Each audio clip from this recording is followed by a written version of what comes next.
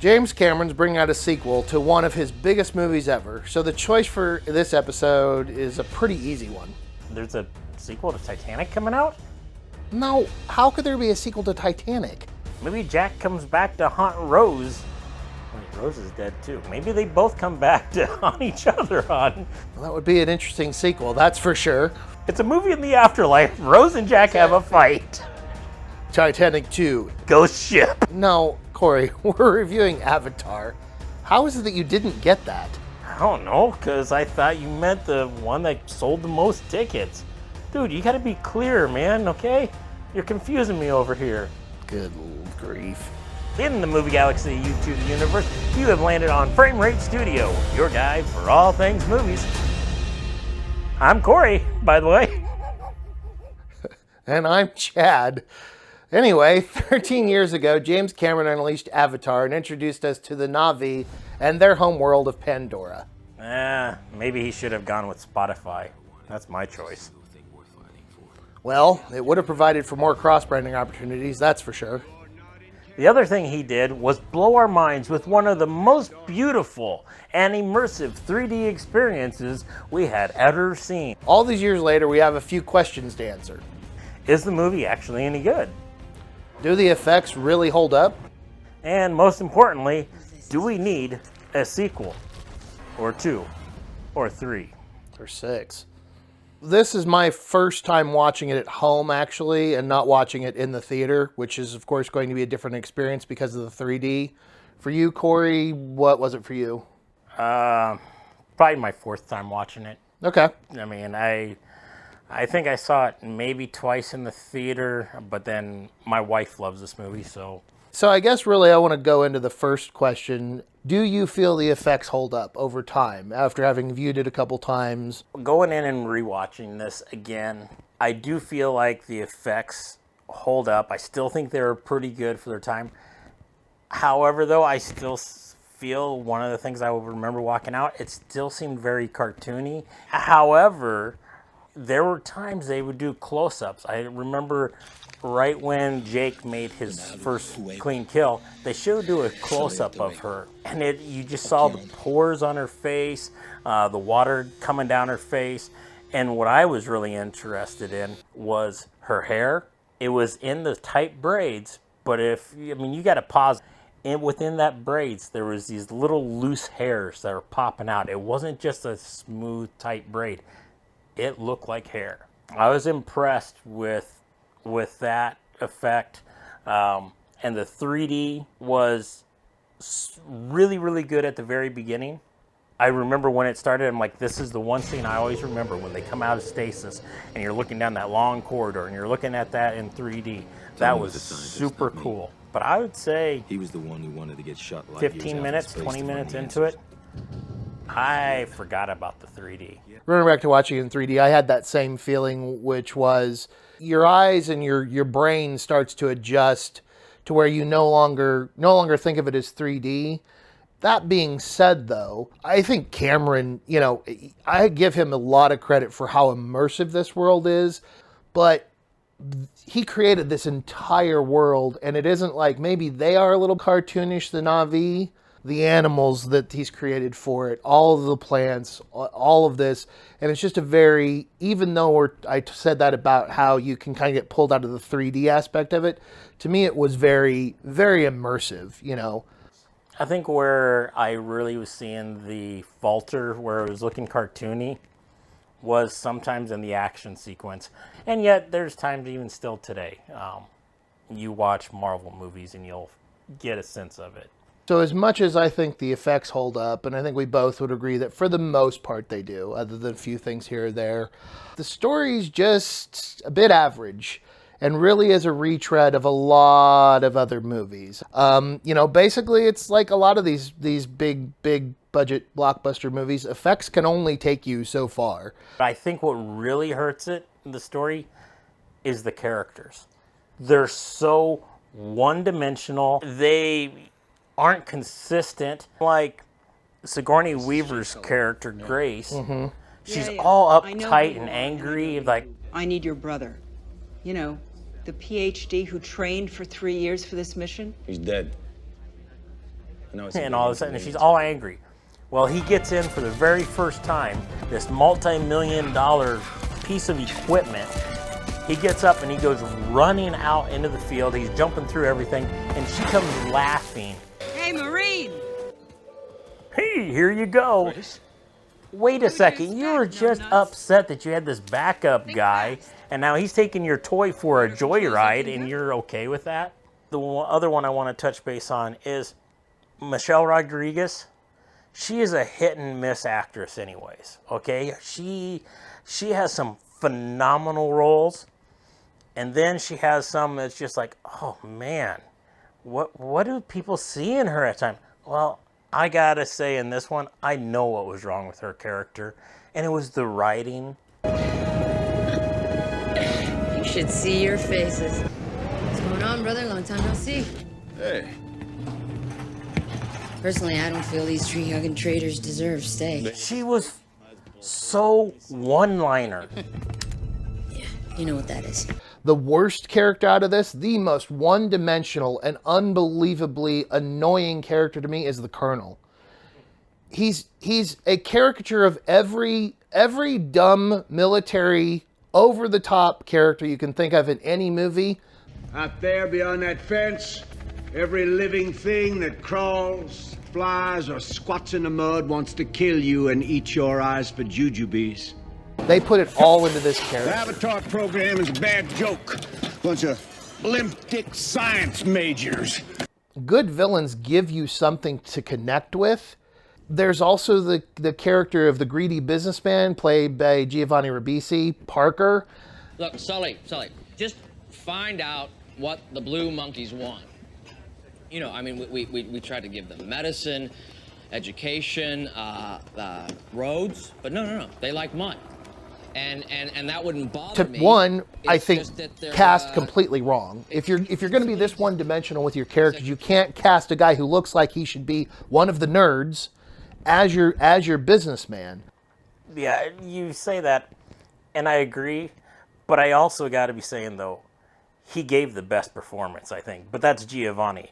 And that's what I'm saying is he gave the best performances because he doesn't fit the role. He doesn't fit the role. That's fair. But yet you can be going, I think he delivered his lines well. I think he did the best he could with what he had. The worst part of it that I got was he was always this, as you're like, go kill them all, tear it up, go push through. And then you see this one scene which makes no sense. He's sitting in his office playing with a piece of rock and everything, and he's just like contemplating, and the colonel's like, you give the word and I'll go in. More or less. All right, let's pull the trigger. He does a great job contemplating. You could truly see him thinking it through, and like it would be, but you're like, that doesn't fit the character. Right. Why is it doesn't fit the character, and it doesn't fit. They never, if that was ever an intent to try and pay that off, that he has some moral dilemma, they never ever pay that off. They never do anything with that.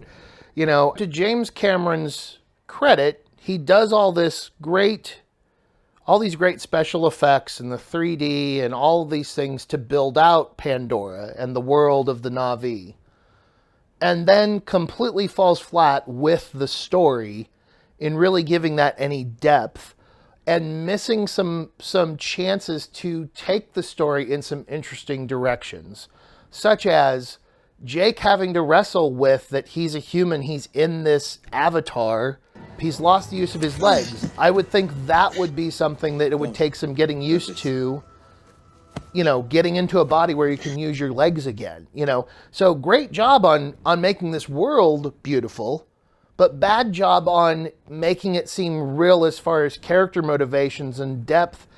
And then one small thing for me.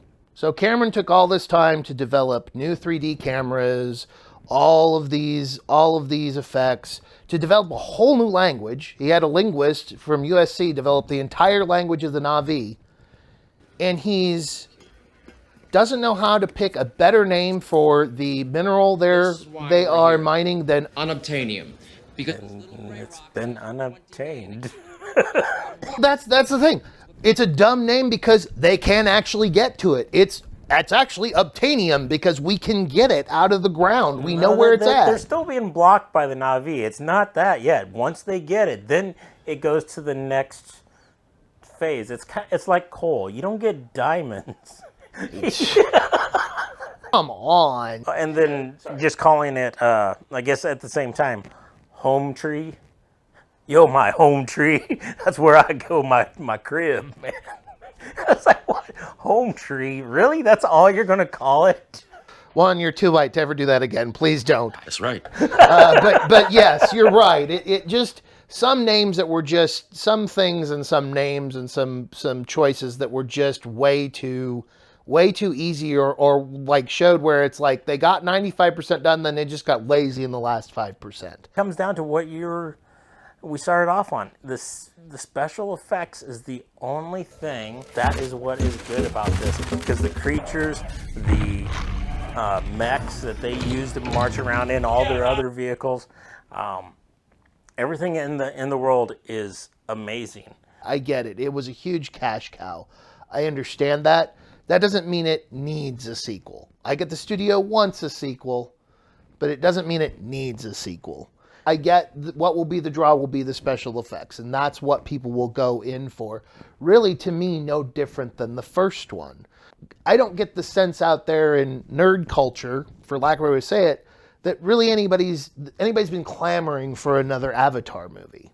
In the beginning of it, yes, I think there was. Okay. Within the first 3 years or so, I think they wanted more. But he was just like, if I remember correct, he was like, I have no plans. I wanted to use my technology. I felt like this was a great story to do the immersive 3D in. He came up with a new technology, which is the underwater motion capture. So rather than hanging people from wires and everything, they truly go underwater. So all that said, though, obviously we're saying whether we need one. There's a difference between need and want, obviously, like I was saying, Star Studios. So that being said, how do you think the new one will do, though? I think it's going to do okay. I just don't think it's going to do what they're expecting. Yeah. I think you're going to have a quick flow in, come into it, but due to the fact that 3D has lost its pull, you're not going to get people to return. Yeah, I agree. It's not going to tank by any means. But like you said, it's the novelty of you need to go see it in 3D. You'll go to the theater. You'll see it in 3D once. For it to make as much, you have to have the repeat viewings. And without a compelling story, they'll go, yep, it's pretty, once again, but not a good story. Yeah, is it going to be a fish out of water, or is it... So with that said, let's get into our final thoughts. For me, first point, we really talked about it a lot, groundbreaking effects. You know, Cameron created a visually stunning and immersive world that completely from scratch, which, you know, is an amazing thing to have done. But these can't save it from my next point, which is formulaic and one-dimensional.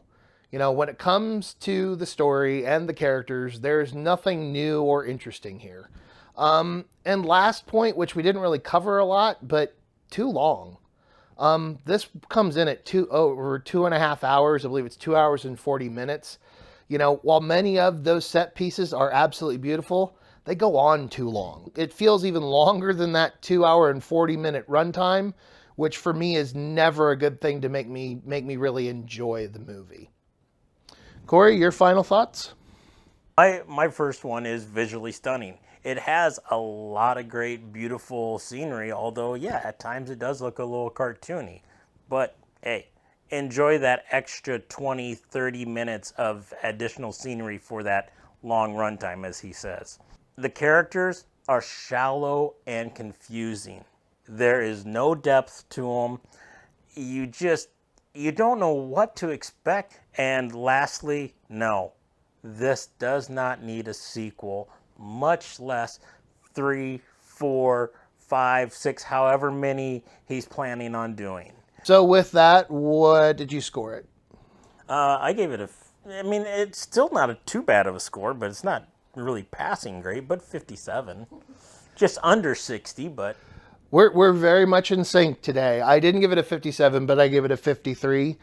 And really, a lot of that is on the back of the special effects and the beauty of it. So, what do you think? Did Avatar really need a sequel? Are you looking forward to The Way of Water? Let us know in the comments below. if you like what you just watched, show us some love by greenlighting that subscribe button, hitting the notification bell, and make sure you share this with your friends, your families, those people on the street you don't know. Let them know that we are here to help them with their movie consumptions. As always, the Cast Frame Rate Studio thanks you for joining us on our trek through the movie galaxy of the YouTube universe.